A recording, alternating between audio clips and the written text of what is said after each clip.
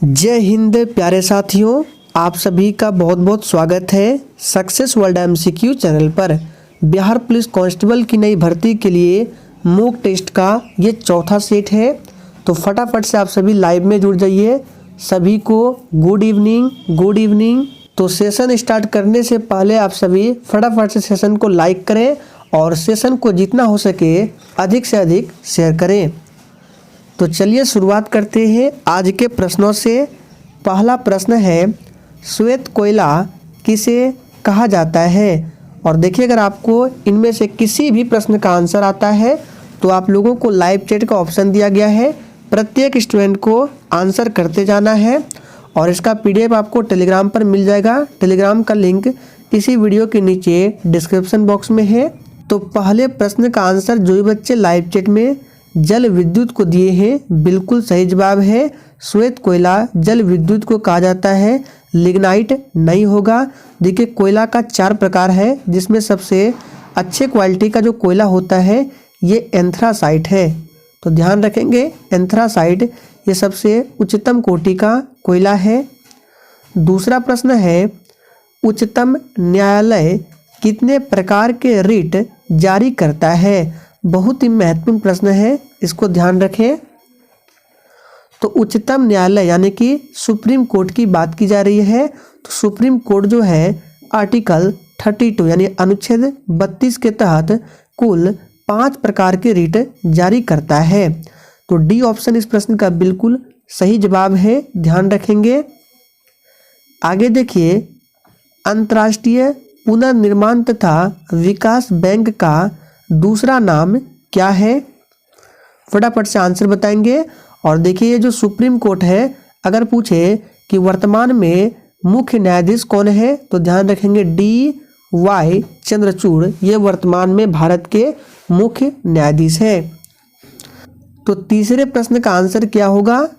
जो भी बच्चे लाइव चैट में बी को दिए हैं, बिल्कुल सही जवाब है अंतर्राष्ट्रीय पुनर्निर्माण तथा विकास बैंक का दूसरा नाम क्या है? विश्व बैंक है। विश्व बैंक यानी कि वर्ल्ड बैंक। और IMF का मुख्यालय पूछा जाता है तो वाशिंगटन DC है, ध्यान रखेंगे। अंतर्राष्ट्रीय मुद्रा कोष को IMF कहा जाता है, विश्व बैंक वर्ल्ड बैंक दोनों का मुख्यालय कहाँ है तो वाशिंगटन DC है। सरहुल पर्व कौन मनाते हैं? देखिए, सरहुल पर्व जो है ये जनजातियों के द्वारा मनाया जाता है और किस जनजाति के द्वारा मनाया जाता है उसी में से एक विशेष है। तो सरहुल पर्व जो है ये मुंडा जनजाति के द्वारा मनाया जाता है विशेष रूप से। तो बी ऑप्शन जो ही बच्चे दिए हैं आपका बिल्कुल सही आंसर है। अगला प्रश्न, स्वयं सहायता समूह में ऋण संबंधी अधिकार निर्णय लिए जाते हैं किसके द्वारा? बिल्कुल टॉप लेवल का प्रश्न है और इसी तरह के प्रश्न एग्जाम में पूछे जाते हैं, इसलिए आप लोग सेशन को पूरा देखें और किसी भी प्रश्न में थोड़ा भी डाउट हो तो आप लोग तुरंत कमेंट करके पूछें। तो 5वें प्रश्न का आंसर है सदस्यों के द्वारा। देखिए, स्वयं सहायता समूह में जितने भी ऋण संबंधी अधिकार होते हैं ये सदस्यों के द्वारा ही निर्णय लिए जाते हैं। पृथ्वी का कुल कितना भाग है जो पानी से ढका हुआ है? आपको आंसर लगभग में बताना है, एग्जैक्ट आंसर नहीं दिया गया है ऑप्शन में। तो अगर चौथाई में पूछे इस तरह से तो 3/4 भाग ये पानी से ढका हुआ है। और अगर इसका परसेंटेज की बात करें तो 75% है। तो इसके आसपास में क्या होगा? इसका सही जवाब है 75%। बी ऑप्शन इस प्रश्न का बिल्कुल सही आंसर है। ऑप्शन में कभी कभी 71% भी दे देता है, तो इसको भी खासकर आप लोग ध्यान रखें। 71% दिया रहे तो ये भी सही आंसर है क्योंकि ये 75 के आसपास ही है। आगे देखिए, निम्नलिखित में से किसके द्वारा दूध खट्टा होता है? बिल्कुल 1 नंबर का प्रश्न है। प्रत्येक स्टूडेंट को लाइव चैट में अपना अपना आंसर करना है। तो किसके द्वारा दूध खट्टा होता है? बहुत ही सिंपल प्रश्न है, ये बैक्टीरिया के द्वारा होता है। कौन सा बैक्टीरिया है? तो लैक्टोबैसिलस, यहाँ पे नाम लिख देते हैं, लैक्टोबैसिलस बैक्टीरिया के द्वारा क्या होता है? दूध खट्टा होता है। और दूध की शुद्धता मापने वाला यंत्र का नाम क्या है? तो लैक्टोमीटर है, हमने आपको बताया था, याद होगा। आगे देखिए, किस राजा को अमित्र घात के नाम से भी जाना जाता था? चलिए फटाफट से आप सभी आंसर बताएंगे।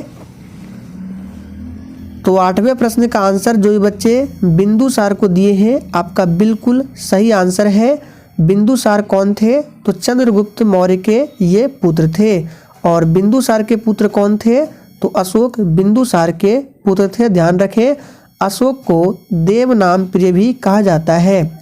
प्रश्न इस तरह से पूछा जाता है कि किस राजा को देवनाम प्रिय की उपाधि दिया गया है? तो अशोक। ध्यान रखेंगे।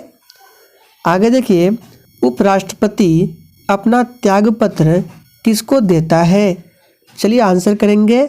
अब देखिए, आपको कंफ्यूज करने के लिए यहाँ पर दे देगा उपराष्ट्रपति की जगह पर कि राज्यसभा का सभापति अपना त्यागपत्र किसको देता है। तो सबसे पहले आपको मालूम होना चाहिए कि राज्यसभा का सभापति कौन होता है। तो उपराष्ट्रपति ही राज्यसभा का सभापति होता है और ये अपना त्यागपत्र राष्ट्रपति को देते हैं और राष्ट्रपति अपना त्यागपत्र उपराष्ट्रपति को देते हैं। दोनों एक दूसरे को देते हैं। राष्ट्रपति उपराष्ट्रपति बनने के लिए उम्र सीमा 35 वर्ष है, इसको भी ध्यान रखें। राज्यपाल के लिए भी 35 वर्ष है। आगे देखिए, हाइड्रोजन बम किसने विकसित किया है? चलिए आंसर करते जाएंगे फटाफट से। महत्वपूर्ण प्रश्न है, इस तरह के प्रश्न एग्जाम में पूछे जाते हैं। तो हाइड्रोजन बम को किसने विकसित किया है? तो एडवर्ड टेलर ने। बी ऑप्शन जो भी बच्चे लाइव चैट में दिए हैं, आपका बिल्कुल सही आंसर है। राष्ट्रपति को महाभियोग की प्रक्रिया में कौन अदृश्य कर सकता है? चलिए फटाफट से आंसर करेंगे। देखिए, राष्ट्रपति पर महाभियोग की प्रक्रिया जो है, इसके बारे में संविधान के अनुच्छेद 61 में बताया गया है। तो पूछा जाता है, अनुच्छेद 61 को ध्यान रखें। और महाभियोग की प्रक्रिया से 14 दिन पहले राष्ट्रपति को लिखित नोटिस देना पड़ता है। आप लोग ये भी ध्यान रखेंगे, कितने दिन पूर्व? तो 14 दिन पूर्व। और राष्ट्रपति को महाभियोग की प्रक्रिया से कौन अदृश्य कर सकता है? तो ये संसद है। आगे देखिए, मनुष्य आयरन किससे प्राप्त करता है? तो ये जो है पालक से हो गया। सी ऑप्शन इस प्रश्न का बिल्कुल सही आंसर है, पालक। हाल ही में जारी वर्ष 2021 की व्यापार रिश्वत जोखिम को आंकने वाली वैश्विक सूची में भारत को कौन सा स्थान मिला है? और ये भी प्रश्न बिहार पुलिस के एग्जाम में पूछा गया प्रश्न है।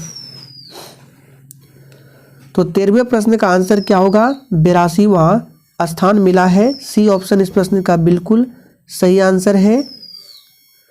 किस भाषा का ज़्यादा प्रयोग बौद्धवाद के प्रचार के लिए किया गया है?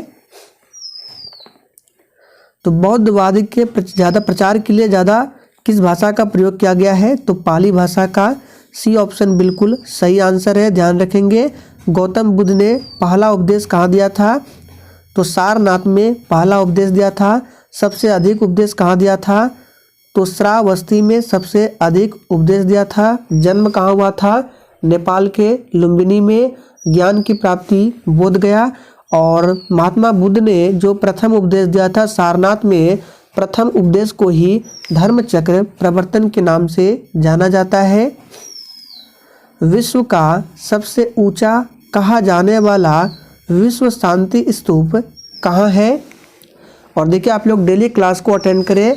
क्लास का टाइमिंग है डेली रात 8:30 बजे लाइव चैट के साथ।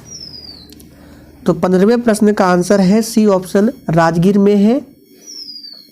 आगे देखिए, महावीर एवं बुद्ध दोनों ने किसके शासन काल में उपदेश दिया था? तो महावीर एवं बुद्ध दोनों ने हर्यक वंश के शासक बिंबिसार के शासनकाल में उपदेश दिया था। महावीर स्वामी के बचपन का नाम पूछा जाता है, क्या था? तो वर्धमान। वर्धमान ये महावीर स्वामी के बचपन का नाम था। और गौतम बुद्ध के बचपन का नाम क्या था? सिद्धार्थ। दोनों को ध्यान रखें आप लोग। आगे देखिए, निम्न में से किस शासक ने द्वितीय बौद्ध सभा का आयोजन किया था? तो देखिए इस प्रश्न का आंसर जो भी बच्चे कालाशोक को दिए हैं बिल्कुल सही जवाब है। अगला प्रश्न, महात्मा बुद्ध का महापरिनिर्वाण कहाँ हुआ था?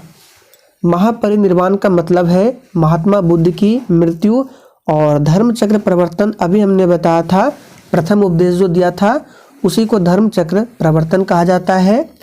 तो महात्मा बुद्ध का महापरिनिर्वाण कहाँ हुआ था? कुशीनगर में। सी ऑप्शन बिल्कुल सही जवाब है, ध्यान रखेंगे। और महावीर की मृत्यु पूछा जाता है तो पावापुरी में, दोनों को ध्यान रखें। महावीर स्वामी की मृत्यु बिहार के पावापुरी में। आगे देखिए, जैन धर्म के प्रथम तीर्थंकर कौन थे? तो जैसे कि आप सभी को पता है जैन धर्म में टोटल 24 तीर्थंकर हुए हैं। प्रथम तीर्थंकर का नाम क्या है? ऋषभदेव है 24वें, और आखिरी तीर्थंकर का नाम महावीर स्वामी है, और 23वें तीर्थंकर का नाम है पार्श्वनाथ। सभी को ध्यान रखें। आजीवक संप्रदाय के संस्थापक कौन थे? चलिए आप सभी 20 के लिए फटाफट से आंसर बताएंगे। और देखिए आप में से जिसने अभी तक सेशन को लाइक नहीं किया है तो आप सभी से रिक्वेस्ट है, सेशन अगर आप लोगों को पसंद आता है तो सभी लोग सेशन को दिल से ज़रूर लाइक किया करें। तो इसका सही आंसर है सी ऑप्शन, मखली घोषाल। महावीर स्वामी का मूल नाम क्या था? तो अभी हमने आपको बताया था प्रश्न नंबर 18 में कि महावीर स्वामी के बचपन का नाम क्या था? तो वर्धमान। और सिद्धार्थ ये गौतम बुद्ध के बचपन का नाम है। प्रतिध्वनि किस कारण सुनी जाती है? तो प्रतिध्वनि जो है ये सुनी जाती है ध्वनि तरंगों का परावर्तन के कारण, और ध्वनि का संचरण निर्वात में नहीं होता है। ध्यान रखेंगे, पूछा जाता है एग्जाम में कि इनमें से किस माध्यम में ध्वनि का संचरण नहीं होता है। आपको देगा ठोस, द्रव, गैस, निर्वात। तो ध्यान रखना है निर्वात में ध्वनि का संचरण नहीं होता है। दो समानांतर दर्पण के बीच धातु के गोले को रखा जाता है तो इससे बने प्रतिबिंब की संख्या कितनी होगी? तो देखिए आप लोग याद रखिएगा, जब भी समांतर दर्पण बोले यानी कि इस तरह से दो दर्पण है समांतर और इसके बीच में कोई अगर धातु का कोई भी वस्तु रखा जाए तो प्रतिबिंब की संख्या अनंत होता है, यानी कि असंख्य होता है। डी ऑप्शन इस प्रश्न का बिल्कुल सही आंसर है। आगे देखिए, डिप्थीरिया बीमारी प्रभावित करती है। तो डिप्थीरिया बीमारी जो है ये किसको प्रभावित करती है, किस अंग को? सही जवाब है बी ऑप्शन, गला को। ध्यान रखेंगे, यकृत ग्रंथि मानव शरीर की सबसे बड़ी ग्रंथि है।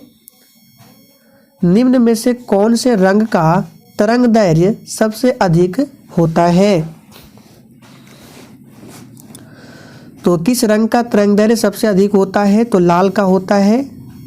अगला प्रश्न, 1 माइक्रोन किसके बराबर होता है? चलिए 26 के लिए आप सभी आंसर बताएंगे। तो ध्यान रखिएगा, 1 माइक्रोन बराबर होता है 0.001 मिलीमीटर। डी ऑप्शन जो भी बच्चे दिए हैं आपका बिल्कुल सही आंसर है। एसिड यानी कि अम्ल बदलता है।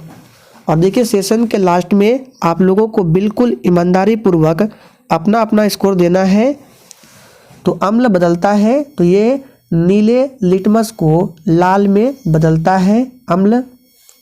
आगे देखिए, चीनी के घोल में तापक्रम बढ़ाने पर चीनी की विलेयता क्या होता है? तो चीनी के घोल में तापक्रम बढ़ाने पर चीनी की विलेयता बढ़ती है। कार्बन का शुद्धतम रूप कौन सा है? चलिए 29 के लिए आंसर बताएंगे। तो याद रखिएगा, कार्बन का सबसे शुद्धतम रूप जो है ये हीरा है। आगे देखिए, निम्नांकित में कौन सा तत्व कार्बनिक यौगिकों में मौजूद रहता है? यानी कि इन चारों ऑप्शन में से कौन सा तत्व है जो सभी कार्बनिक यौगिकों में मौजूद रहता है? तो ये है कार्बन। अगला प्रश्न, कौन सी गैस का आवरण सूर्य से निकली परावैंगनी विकिरण को अवशोषित करता है। तो इसका आंसर अगर आप लोगों ने ए को दिया है तो बिल्कुल सही जवाब है ओजोन। ओजोन का सूत्र O3 होता है। ओजोन दिवस प्रत्येक वर्ष 16 सितंबर को मनाया जाता है। ओजोन लेयर वायुमंडल के समताप मंडल में पाया जाता है। और ओजोन गैस का स्मेल भी पूछा जाता है, किस तरह होता है, तो सड़ी मछली की गंध की तरह। आगे देखिए, निम्न में कौन सा एक इनपुट डिवाइस नहीं है? तो देखिए, कीबोर्ड इनपुट डिवाइस है, माउस भी इनपुट डिवाइस है, फ्लॉपी ड्राइव भी, ये भी इनपुट डिवाइस है, लेकिन माइक्रो प्रोसेसर ये इनपुट डिवाइस नहीं है। फोटोग्राफी में पिक्चर के रूप में प्रयोग होता है। तो फोटोग्राफी में पिक्चर के रूप में सोडियम थायोसल्फेट का प्रयोग होता है। रेक्टिफायर का प्रयोग किया जाता है। बिल्कुल टॉप लेवल का प्रश्न है, चलिए आंसर करते जाएंगे। रेक्टिफायर का प्रयोग किया जाता है, तो एसी को डीसी में बदलने के लिए रेक्टिफायर का प्रयोग किया जाता है। लास्ट प्रश्न है, वॉशिंग सोडा जिसको धोने का सोडा बोला जाता है क्या है? तो वॉशिंग सोडा जिसको धोने का सोडा बोला जाता है ये है सोडियम कार्बोनेट। रासायनिक सूत्र भी पूछा जाता है Na2CO3, ये सोडियम कार्बोनेट का सूत्र है। और NaOH ये है, तो ये कास्टिक सोडा का सूत्र है, पूछा जाता है कास्टिक सोडा, तो ध्यान रखना है NaOH। तो फ्रेंड्स, आज के सेशन में हम लोगों ने 35 प्रश्नों को कवर किया। सेशन पसंद आया हो तो लाइक करें और सेशन को सभी लोग अधिक से अधिक शेयर करें।